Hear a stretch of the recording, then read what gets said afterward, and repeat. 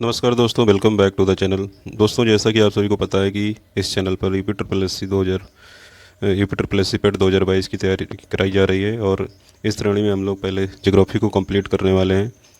तो इसके पहले की क्लास भी आप लोग ज़रूर देखें जा करके। 5 क्वेश्चन 5 नंबर का ज्योग्राफी से पूछा जाएगा और इसका सिलेबस निर्धारित किया गया, उसी से ही क्वेश्चन आएगा। क्वेश्चन बहुत कठिन नहीं पूछा जाता, बहुत आसान क्वेश्चन पूछा जाता है पेट में। और एक चीज़ और रिक्वेस्ट करूंगा दोस्तों कि आप लोग चैनल को सब्सक्राइब जरूर करें और शेयर करें, बेल आइकन को प्रेस करें ताकि आने वाली जितने भी नोटिफिकेशन है और लेक्चर है आपको मिलते रहें टाइम टाइम पर। दोस्तों, यहाँ पे मैं बताना चाहूँगा आपको कि वन रिपोर्ट 2021 में हम लोग यूपी और भारत के वन रिपोर्ट को भी पढ़ेंगे ताकि दोनों में से जो जो भी क्वेश्चन आए अगर या जिनके आने की संभावना होती है वो यहाँ पे कवर हो जाएंगे, पहली बात तो। और एक चीज़ और आपको बताना चाहूँगा दोस्तों कि ये क्लास जो है केवल और केवल पेट के लिए नहीं इम्पॉर्टेंट है, बल्कि रेलवे आने वाला आपका वीडियो का एग्ज़ाम, आर ओ और अन्य सभी एग्ज़ाम के लिए भी महत्वपूर्ण है। तो इस क्लास को पूरा देखें और लास्ट तक बने रहें। वो सारे इंपॉर्टेंट क्वेश्चन इसमें मैं रखता हूँ और या सारे इंपॉर्टेंट क्वेश्चन को यहाँ पे कलेक्ट किया है जो ज़्यादातर जिनकी संभावना एग्जाम में पूछे जाने की है। ठीक है, तो चलिए क्लास को स्टार्ट करते हैं दोस्तों।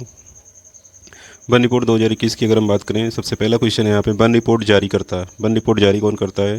पर्यावरण एवं जलवायु मंत्रालय जारी करता है। ठीक है, और ये जो रिपोर्ट जारी की गई है 17वीं रिपोर्ट थी दोस्तों, 2021 की 17वीं रिपोर्ट जारी की गई है।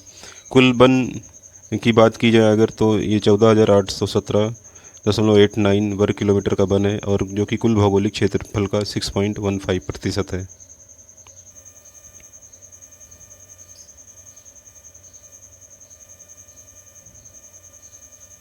ये दोस्तों हम लोग यूपी की बात कर रहे हैं। एक चीज़ और बता दें आपको, ये वन रिपोर्ट हम उत्तर प्रदेश की डिस्कस कर रहे हैं यहाँ पे। 2019 से 21 में अगर हम बात करें कितने किलोमीटर क्षेत्रफल में वृद्धि हुई है, तो 12.24 वर्ग किलोमीटर क्षेत्रफल बढ़ा है 2019 से 21 तक। सबसे पहले यूपी का थोड़ा देख लेंगे और इसी में ही हम लोग देख लेंगे अपने मतलब पूरे देश का भी देख लेंगे वन रिपोर्ट। ठीक है, तो दोनों से क्वेश्चन जो भी पूछा जाएगा वो यहाँ पे कंप्लीट हो जाएगा। अगला क्वेश्चन है, सर्वाधिक कमी जो है प्रतिशत में अगर हम बात करें हुई है भदोही में, और सर्वाधिक जो है वन में वृद्धि जो हुई है वो अगर बात की जाए सोनभद्र में, सर्वाधिक वन प्रतिशत जो है, ठीक है, सोनभद्र में है। और सर्वाधिक वन क्षेत्रफल में अगर हम बात करें सबसे ज़्यादा कहाँ पे है, तो सोनभद्र में, खीरी में और पीलीभीत में। सबसे कम वन कहाँ पे है? भदोही, मऊ और मैनपुरी में। कॉपी पेन लेके बैठे दोस्तों और इसको आसानी से नोट करते जाएं। कुल वृक्षावरण की अगर बात की जाए 7,421 वर्ग किलोमीटर। 2022 में सरकार ने निर्णय किया है कि 35 करोड़ वृक्ष लगाएगी। ठीक है, पलास घास कहाँ पाई जाती है? बुंदेलखंड में पाई जाती है। बहुत ही महत्वपूर्ण क्वेश्चन है ये। बुंदेलखंड वह क्षेत्र है जहाँ पे सूखे की संभावना ज़्यादा, मतलब सूखा काफ़ी पड़ता है इधर क्षेत्र में, मथुरा बुंदेलखंड, यहाँ सब सूखा काफ़ी पड़ता है। उत्तर प्रदेश में पहली बार वन नीति 1952 में आई थी। यहाँ पे ये 1952 लिखा हुआ है दोस्तों, ये 1952 है। ठीक है, इसके बाद संपूर्ण क्षेत्रफल के 33.33% पर वन होना अनिवार्य है, मतलब इतने पे वन होना चाहिए। वन नीति के अनुसार अगर हम बात करें कितने प्रतिशत भूभाग पर वन होना चाहिए, 33.33% भूभाग पर वन होना चाहिए। यूपी में वन निगम की स्थापना कब की गई? 1974 में। वन प्रशिक्षण संस्थान कहाँ पे है? कानपुर में है। अब बारिश के आधार पर यहाँ पे 3 प्रकार के वन निर्धारित किए गए हैं। जहाँ पे कम बारिश होती है वहाँ पे अलग, जहाँ पे ज़्यादा होती है वहाँ पे अलग। तो 3 प्रकार के जो वन हैं ये बारिश के आधार पर हैं। पहला है उष्ण कटिबंधीय पर्णपाती वन, जहाँ पे वर्षा 100 से 150 सेंटीमीटर होती है, वहाँ पे ध्यान रखिएगा उष्ण कटिबंधीय पर्णपाती वन पाए जाते हैं। दूसरा उष्ण कटिबंधीय शुष्क पर्णपाती वन, जहाँ पे वर्षा 75 से 100 सेंटीमीटर होती है, वहाँ पे उष्ण कटिबंधीय शुष्क पर्णपाती वन पाए जाते हैं। उष्ण कटिबंधीय कटीले वन, जहाँ पे वर्षा 75 सेंटीमीटर होती है, ध्यान रखिएगा, और इससे कम होती है, वहाँ पे उष्ण कटिबंधीय कटीले वन पाए जाते हैं। कटीले वन इसलिए होते हैं बारिश की कमी की वजह से उनकी जो पत्तियाँ कांटों में कन्वर्ट हो जाती हैं, या कहीं की कांटे पाए जाते हैं जिनसे वाष्पोत्सर्जन कम होता है। ठीक है, और इनकी जड़ें जो कटीले पे पौधे होते हैं, इनकी जड़ें जो होती हैं ज़मीन में काफ़ी गहरी होती है, जिससे नागफनी का जो पौधा होता है दोस्तों, इसकी जड़ें काफ़ी गहरी होती हैं। ठीक है, तो पानी की वजह से ये होता है बदलाव, और पानी की कमी की वजह से। यूपी का पहला वन ग्राम कहाँ पे स्थापित किया गया? वेलहती। वेलहती कहाँ पे है? सोनभद्र वो क्षेत्र है, ध्यान रखिए, जहाँ पे सबसे ज़्यादा जनजाति उत्तर प्रदेश में पाई जाती है। इसके बाद आगे हम बात करें, भारतीय वन्य जीव बोर्ड का अध्यक्ष कौन होता है? प्रधानमंत्री होता है। भारतीय वन्य जीव बोर्ड का अध्यक्ष कौन होता है? प्रधानमंत्री। वन्य एवं वन्य जीव जो है ये समवर्ती सूची का विषय है, ध्यान रखिएगा। केंद्र और राज्य इसके लिए दोनों नियम बना सकते हैं। सबसे पुराना वन्यजीव विहार चंद्रप्रभा वन्यजीव विहार है, ध्यान रखिएगा, उत्तर प्रदेश का, जो कि चंदौली में है। ये उत्तर प्रदेश में 3 बाघ अभयारण्य भी हैं। पहला है दुधवा, लखीमपुर खीरी में है, दूसरा है अमनगढ़, बिजनौर में है, और तीसरा है पीलीभीत। तो दोस्तों, इसमें हमने जो उत्तर प्रदेश का महत्वपूर्ण क्वेश्चन है उसको हमने डिस्कस किया है। आगे देखते हैं भारतीय वन रिपोर्ट 2021। दोस्तों, जैसे कि पता है कि अभी हमने उत्तर प्रदेश वन रिपोर्ट को जाना, और इसके बाद हम देखते हैं कि हमारी जो स्टेट फॉरेस्ट रिपोर्ट है उसको देख लेते हैं। यहाँ पे राज्य जो है हमारे, ठीक है। तो इस जो वन रिपोर्ट 2021 है, ये द्विवार्षिक रूप से प्रकाशित हुई, मतलब इसके पहले 2019 में आई थी और ये 2021 में अभी जारी की, मतलब 2 वर्ष के अंतराल पर वन रिपोर्ट प्रकाशित की जाती है, ठीक है। तो इसके मेन पॉइंट क्या है, इसको देख लेते हैं। यहाँ पे देखिए, एक उपग्रह का प्रयोग किया गया इस बार वन रिपोर्ट को तैयार करने में। रिसोर्ट सेट 2 उपग्रह का उपयोग किया गया है वन रिपोर्ट को तैयार करने के लिए, मतलब इस उपग्रह से आंकड़े जुटाए गए हैं, ठीक है। तो ये महत्वपूर्ण क्वेश्चन हो जाता है जो कि एग्जाम में पूछा जा सकता है। दूसरा क्वेश्चन यहाँ पे है, भारतीय वन सर्वेक्षण संगठन कहाँ पर है? तो ये देहरादून में है। कहाँ पर है? देहरादून में। ये भी महत्वपूर्ण क्वेश्चन है। इसके बाद क्षेत्रफल के आधार पर वन आवरण की अगर हम बात करें, सबसे ज़्यादा कहाँ पे वन है, तो ये है मध्य प्रदेश में सबसे ज़्यादा वन है, उसके बाद अरुणाचल प्रदेश और तीसरा छत्तीसगढ़। तो मध्य प्रदेश में लगभग 77,493 वर्ग किलोमीटर, अरुणाचल प्रदेश में 66,431 वर्ग किलोमीटर और छत्तीसगढ़ में 55,717 वर्ग किलोमीटर, ठीक है। इसको यहाँ पे आप देख भी सकते हैं। फिलहाल इसको हम आगे की स्लाइड में डिस्कस भी करने वाले हैं, ठीक है। ये देखते हैं आगे।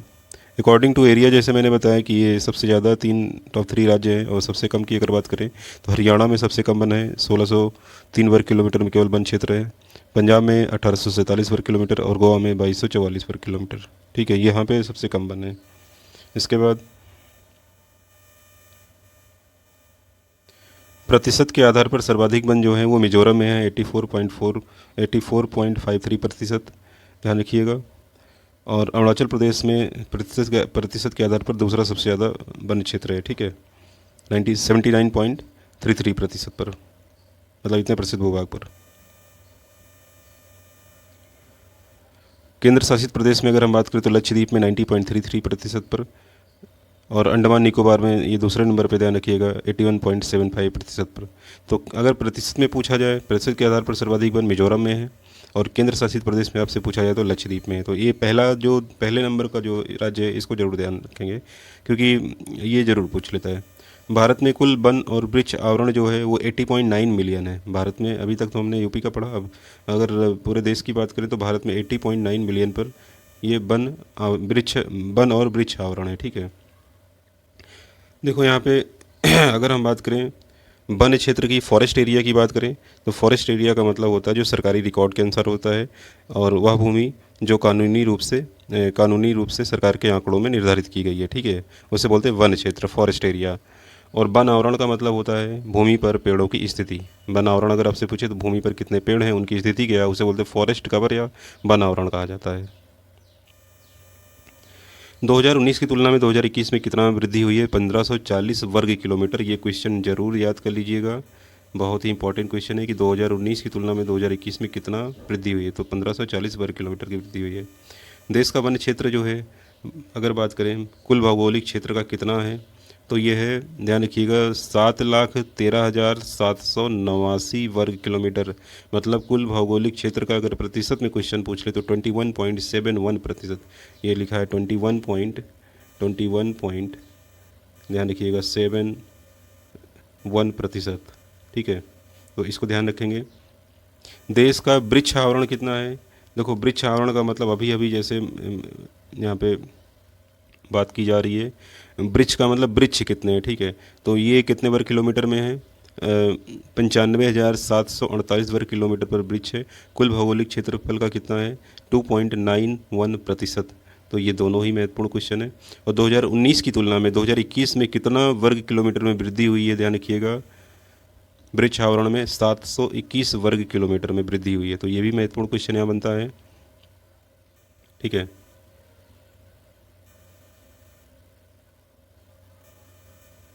आगे देखते हैं, देश का कुल वन प्लस वृक्ष आवरण की अगर बात की जाए तो वन और वृक्ष आवरण आवरण जो है दोनों मिलाकर कितना है, तो ये ध्यान रखिएगा 8,09,537 वर्ग किलोमीटर, और जो कि अगर प्रतिशत में बात की जाए तो 24.62% ऑफ टोटल जो भौगोलिक क्षेत्रफल है हमारा, ठीक है।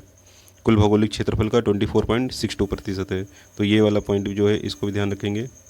इसके बाद आगे देखते हैं, टॉप 5 राज्य जहां वन क्षेत्रफल में वृद्धि हुई है, वो कौन कौन से राज्य हैं जहां पे वन क्षेत्रफल में वृद्धि हुई है, तो इसको देख लेते हैं दोस्तों। बहुत ही महत्वपूर्ण क्वेश्चन यहाँ से बनता है। जैसे बात करी जाए आंध्र प्रदेश में सबसे ज़्यादा वृद्धि हुई है 647 वर्ग किलोमीटर की। इसके बाद आंध्र प्रदेश के बाद अगर हम बात करें, आंध्र प्रदेश के बाद तेलंगाना में जो वृद्धि हुई है 632 वर्ग किलोमीटर। इसके बाद उड़ीसा में 537 वर्ग किलोमीटर की वृद्धि हुई है। इसके बाद कर्नाटक की अगर बात करें तो 155 वर्ग किलोमीटर की वृद्धि हुई है। और पांचवा राज्य है तुम्हारा झारखंड, ठीक है। झारखंड में जो वृद्धि हुई है 110 वर्ग किलोमीटर की वृद्धि हुई है। तो ये महत्वपूर्ण हो जाते हैं। अगर आपसे क्वेश्चन पूछ ले कि टॉप 5 राज्य जहाँ वन क्षेत्रफल में वृद्धि हुई, तो पहला जरूर ध्यान रखिएगा आंध्र प्रदेश, दूसरा तेलंगाना, तीसरा उड़ीसा। टॉप 3 के जरूर आप ध्यान रखिएगा। इसके बाद कौन से ऐसे राज्य हैं जहाँ पे वन क्षेत्रफल में ध्यान रखिएगा वन क्षेत्र में कमी हुई है, तो कमी वाले भी देख लेते हैं। यहाँ पे पहला है जैसे अरुणाचल प्रदेश, दूसरा है मणिपुर, तीसरा है मेघालय, और चौथा राज्य है मिजोरम, और पांचवा राज्य है नागालैंड। तो कमी जो हुई है ध्यान रखिएगा, सबसे ज़्यादा कमी अरुणाचल प्रदेश में हुई है, उसके बाद मणिपुर में, उसके बाद मेघालय में, उसके बाद मिजोरम में, उसके बाद नागालैंड में। महत्वपूर्ण क्वेश्चन बनता है, इससे यहाँ इसको देख लेंगे। इसके बाद आगे देखते हैं हम लोग, कुछ इंपॉर्टेंट पॉइंट है जो एग्जाम में ज़्यादातर पूछे जाते हैं, उनको एक बार देख लेते हैं। मैंग्रोव वन इसी का हिस्सा है। मैंग्रोव वन में कितना वृद्धि हुई है, तो मैंग्रोव वन की अगर हम बात करें, ध्यान रखिएगा,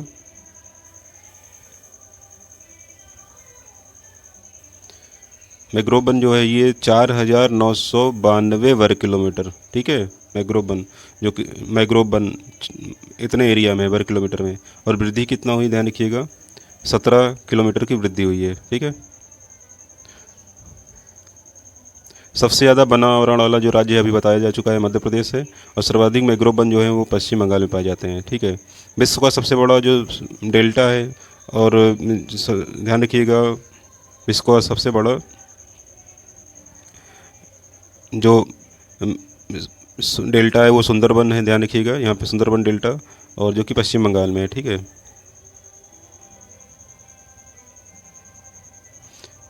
और सर्वाधिक मैंग्रोव वन यहीं पाए जाते हैं सुंदरबन में। सर्वाधिक मैंग्रोव वन कहाँ पाए जाते हैं, सुंदरबन में। कहाँ पे है ये, पश्चिम बंगाल में। ये बहुत महत्वपूर्ण क्वेश्चन बनता है, ध्यान रखिएगा। इसके बाद सबसे बड़ा वन क्षेत्र टाइगर रिजर्व की अगर हम बात करें तो श्रीशैलम ये कहाँ पे है, आंध्र प्रदेश में, ठीक है। इसको भी देखेंगे। पारिस्थितिकी आतंकवादी किस वृक्ष को कहा जाता है, यूकेलिप्टस को। यूकेलिप्टस एक ऐसा वृक्ष होता है दोस्तों, गांव में देखा होगा आपने, ये काफ़ी लंबे लंबे वृक्ष होते हैं, काफ़ी लंबे लंबे वृक्ष होते हैं यूकेलिप्टस के। और अगर इसको आपने खेत के किनारे आपने लगा दिया, खेतों के किनारे अगर आपने यूकेलिप्टस लगा दिया, तो इनकी जड़ें जो होती हैं ध्यान रखिएगा, ठीक है।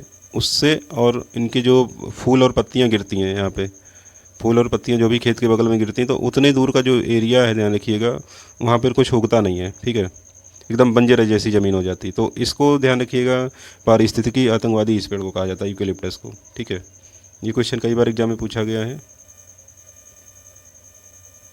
लाइकेन वायु प्रदूषण के लिए जैविक सूचक कहा जाता है, ये भी क्वेश्चन एग्जाम में आया हुआ है। बहुत ही वेरी वेरी इंपॉर्टेंट क्वेश्चन है दोनों, जो कि अभी यहाँ पे देखा आपने।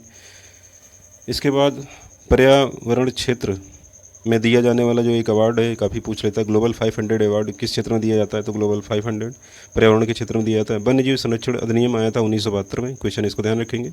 और वन संरक्षण अधिनियम आया था 1980 में।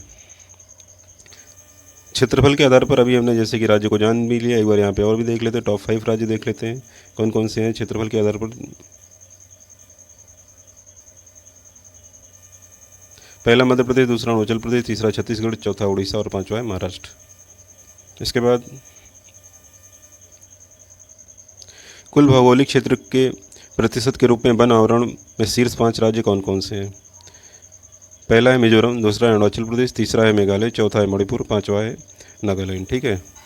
अभी जैसे पूछा जाए कि वन क्षेत्र क्या होता है, फॉरेस्ट एरिया क्या होता है, जब भी जैसे मैंने बताया सरकारी रिकॉर्ड के अनुसार भूमि की कानूनी स्थिति क्या है, उसे वन क्षेत्र कहते हैं। ठीक है। वन आवरण क्या होता है, भूमि पर पेड़ों की स्थिति जो है वो वन आवरण को दर्शाती है। कितने एरिया में, कितने क्षेत्रफल में अगर बात की जाए, अगर मतलब पूछा जाए कितने एरिया में वन है, तो उसी को कहा जाता है, ध्यान रखिएगा, वन आवरण। ठीक है। भूमि पर पेड़ों की स्थिति कितनी है, कितने क्षेत्रफल में है। वर्ष 2030 तक 45 से 64% वन जलवायु परिवर्तन और बढ़ते ताप से प्रभावित होंगे। मतलब जाहिर सी बात है, पेड़ काटे जा रहे हैं। ठीक है। ग्लोबल वार्मिंग जैसी समस्या भयंकर उत्पन्न हो रही है, अचानक बाढ़ और भूकंप जैसी स्थिति बन जा रही है। ठीक है। और वहीं अगर हम बात करें जैसे कि 2022 में क्वेश्चन पूछ ले कि सरकार ने, उत्तर प्रदेश सरकार ने कितना पेड़ लगाने का लक्ष्य रखा है, तो 35 करोड़। ठीक है, इसको ध्यान रखेंगे। देश के जंगलों में कार्बन स्टॉक कितना है, 7204 मिलियन टन कार्बन स्टॉक। और कार्बन की ऐसी मात्रा जिसे वातावरण से अलग किया गया है, इसी को कार्बन स्टॉक कहा जाता है। ये क्वेश्चन ध्यान रखेंगे कि कार्बन स्टॉक कितना है वन रिपोर्ट के अनुसार। ठीक है, तो 7204 मिलियन टन। हमें नहीं लगता दोस्तों यहाँ पे कोई क्वेश्चन छूटा हुआ है। अगर आप इतना देख लेंगे पूरा अच्छी तरीके से, ठीक है, एक बार रिवाइज़ कर लेंगे, कॉपी में नोट कर लेंगे, तो मुझे नहीं लगता इससे बाहर से कोई क्वेश्चन पूछा जाता है। ठीक है। इसके बाहर से जो क्वेश्चन पूछा जाएगा वो टाइगर रिजर्व और आपका रामसर साइट वगैरह। तो इसके लिए मैं एक अलग से लेक्चर बना दूंगा, एक वीडियो बना दूंगा, जिसमें रामसर साइट और नेशनल पार्क वगैरह डिस्कस कर लेंगे, ताकि ये पोर्शन छूटने ना पाए आपका। ठीक है। और मुझे लगता है कि अगर आप इतना पढ़ेंगे तो बहुत अच्छी तैयारी आपकी हो जाएगी। मैं उतना ही बता रहा हूँ जितना सेलेक्टेड क्वेश्चन एग्जाम में पूछा जाता है, इससे ज़्यादा और बाहर मतलब पढ़ने की आपको आवश्यकता नहीं। पहले इतना कंप्लीट कर लें। ठीक है। बहुत भर भर के पढ़ने की ज़रूरत नहीं है कि एक्स्ट्रा इतना ज़्यादा पढ़ लें और उसके बाद उसमें से कुछ फंसे नहीं। क्वेश्चन उतना पढ़ना है, तैयार करना जो एग्ज़ाम में आए और फंसे। बहुत दिमाग लगा के ध्यान रखिएगा, यहाँ पे तैयारी करनी होती है। किताबें बहुत सारी हैं और मटेरियल भी बहुत सारा है, लेकिन उसमें से आपको पढ़ना क्या है ये तुम्हें अच्छे से पता होना चाहिए। तो यहाँ पे मैं उतना ही डिस्कस कर रहा हूँ जितना एग्ज़ाम में आना चाहिए, उसी के अनुसार नोट्स बनाता हूँ और यहाँ पे डिस्कस करता हूँ। ठीक है। तो आपसे निवेदन है कि इस चैनल को ज़रूर सब्सक्राइब कर लीजिएगा, ताकि आने वाले जो वीडियो हैं आपको मिलते रहें। ठीक है। बेल आइकन को प्रेस करना मत भूलें। वीडियो को लाइक और शेयर ज़रूर करा करें। धन्यवाद।